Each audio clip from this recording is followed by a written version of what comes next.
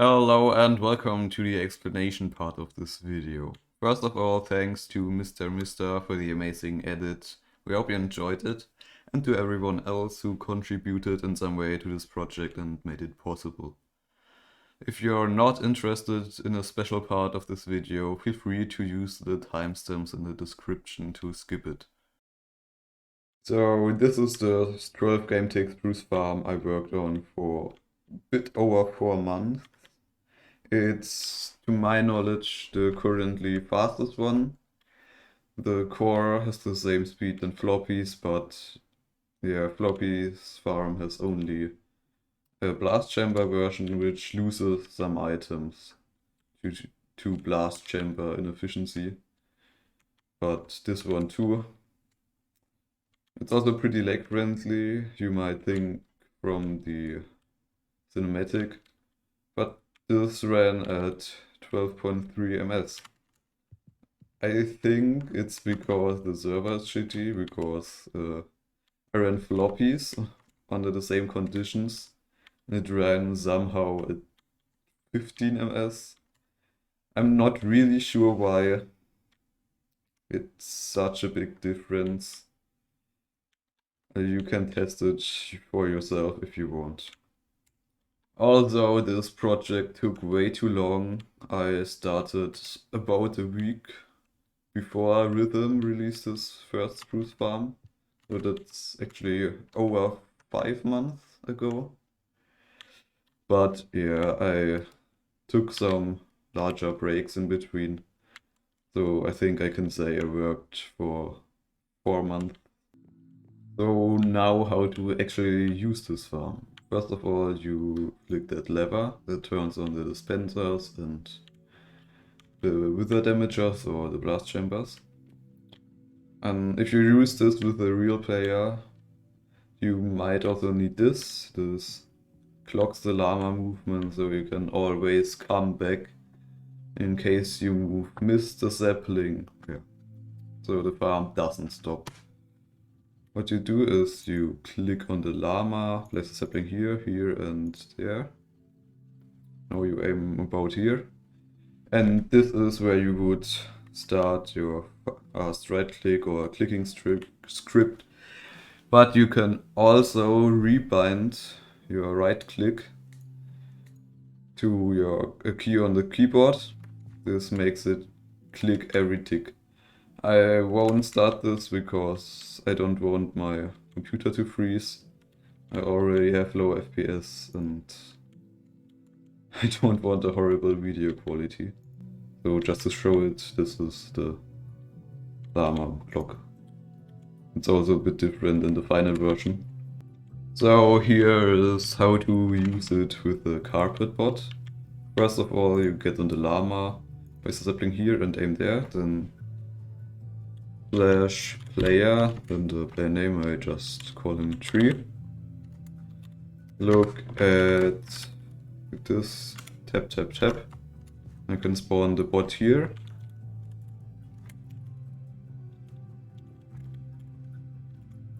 And use the mount command twice. First of all, it will mount the minecart and the llama. And then you can activate the dispensers again, place these 2 saplings and /player 3 use. So interval 1 if you have this carpet. If you don't have it, use continuous, because this carpet changes continuous to 4 game tick interval, and that would not work with this farm. If you want to build this farm for whatever reason, don't rotate it.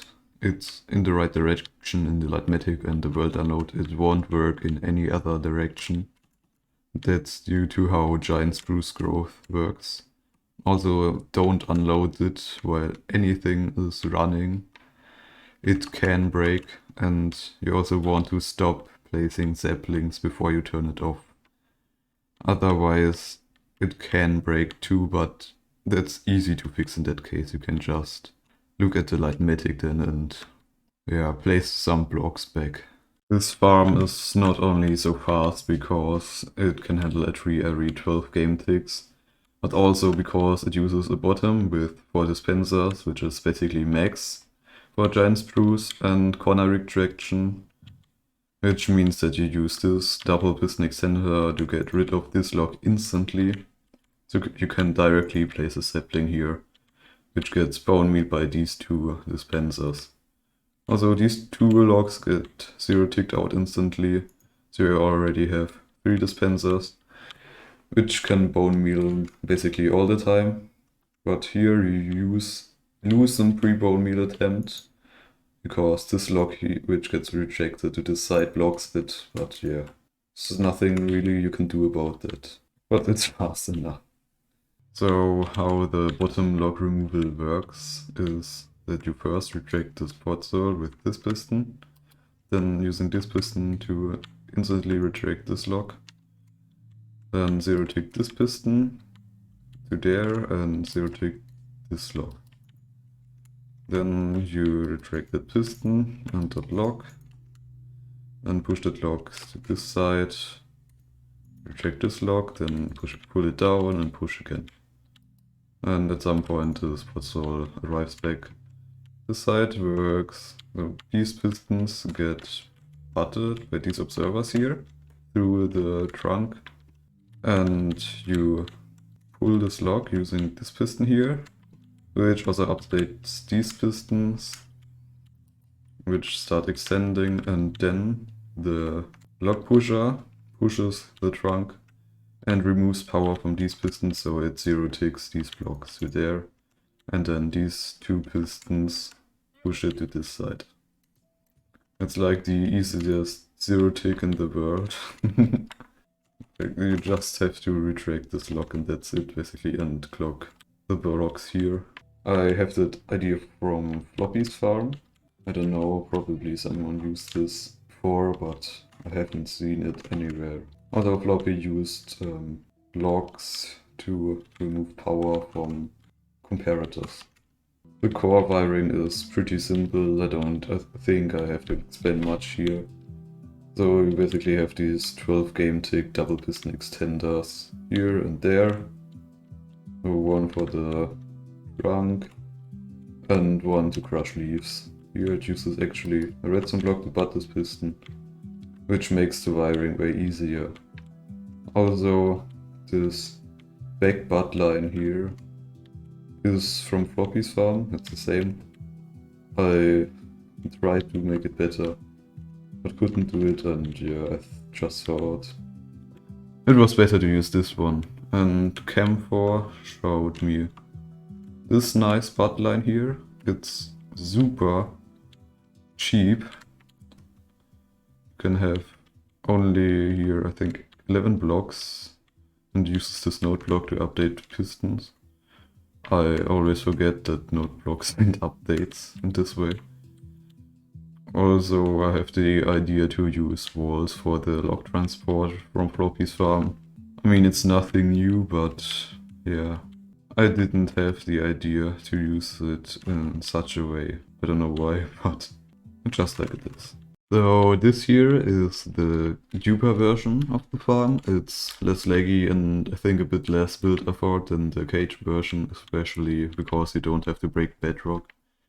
But it's not as fast because items can land on the logs here and get blown up by the next TNT, so it's not 100% efficiency. And also I think the cage version just looks way cooler than a wall of obsidian. These blast chambers look pretty similar to the ones in Floppy's farm, which on the other hand look pretty similar to this one. This is the one of the farm. Was finished like 4 months ago. I wonder where that comes from. Well, yeah. Emta figured out a better explosion point for this blast chamber, and that's what's used here. So I haven't really tested the loss, but it should be around the same than in Floppy's farm. Maybe a bit more, because here the input is not synced, so pushing these logs for this these ones. And here at the bottom, this is also not synced because, yeah, I couldn't really get this block stream synced with it. But yeah, it should be still pretty efficient. Also, these blast chambers are pretty cool because, yeah, the TNT is basically always here in water or in the obsidian chamber, which makes it extremely hard to blow up the duper part. I think it can only blow up when you unload it in the wrong moment. You have to be really unlucky. And I mean, when you run the farm and unload it, you'll have other problems anyways. And yeah, it's also pretty spam proof, so just let me demonstrate this. I'll spam it here, and now it broke here, but it's easy to fix. Oh no, it didn't even break. That's cool, I guess. Yeah. Looks like it even fixes itself. If you spam it too much. It's kind of funny. So yeah. Pretty good in my opinion. Well, it's still blast chambers, so you do TNT. But I think most people are fine with that. So back to the Wither Cage version again. You can probably make this less laggy by pushing through multiple withers, and then you have like 24 withers. But when I made this, I tried to make it work with only 16 withers, which is basically the minimum without some really cancer-locked transport. Pretty sure you can make it work with only 15 or 14 withers, but that's just not really practical anymore. So how this works is we split up the tree here once and here another time, and basically each column of the tree gets into one row. Also the outer cages get a bit more logs because I wanted to make it compact, and here you just don't have enough space. And you maybe could have another piston here that pushes in, but then items have a chance to land on this block and get lost, and I didn't want it. You may think, you're inputting from both sides, don't you push maybe into the feed, or doesn't it jam? And no, this isn't the case, so this side here gets only activated every second time, so, and the other every tree. So it looks something like that. When the wizard breaks it, never feed and never jam. Here in the middle rows, it's slightly different, so we have here an entire wall of pistons. But yeah, these pistons here push these logs out every second tree. So they get into here and pushed into there. That's because, yeah, again, didn't want to have this piston here on top. And it looks then something like this. So, yeah, it also works nicely. I use some pretty simple wither damages here, so it's basically just 2 slime, 2 full blocks and a piston, which gets powered by a 2-tick repeater. Well, actually 4 game tick, but 2 redstone ticks. Oh yeah, camphorwood showed this to me, and I haven't seen it used anywhere before, probably because this didn't work in earlier versions, like 1.12, where you basically have to use withers for a fast farm.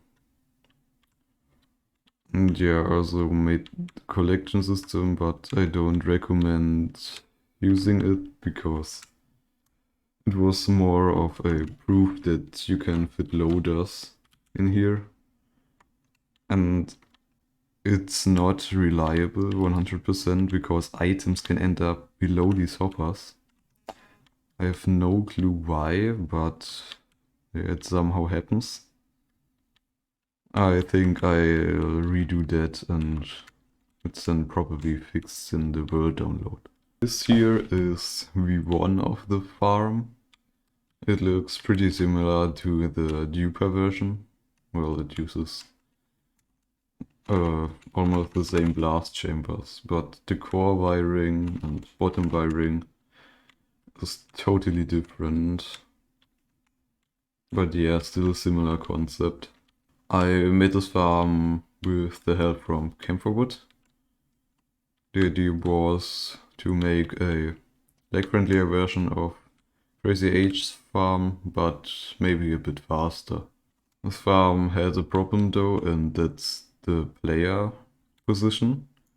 Because the player's in this position, you can't really prevent it with a boat or something from being pushed by the main DPE. And so the player can miss saplings, and yeah, it can break the farm if you don't run it on clock movement. And it also makes it slower. The farm had also some other problems like player movement and whatever. And all in all, it's not as optimized as the final one. Camphorwood made also a 16-game 2x2 Spruce farm without honey, using a pretty similar bottom, I think. But yeah, he never released this farm either. I don't know why, but he also redid this farm then and published it a while ago. Thanks again to everyone who helped with this farm or inspired things or whatever. You can find the credits in the description and also the world download and 2 Litematics, one for the cage version, one for the Duper version. I hope you weren't too bored and enjoyed this video. Bye bye!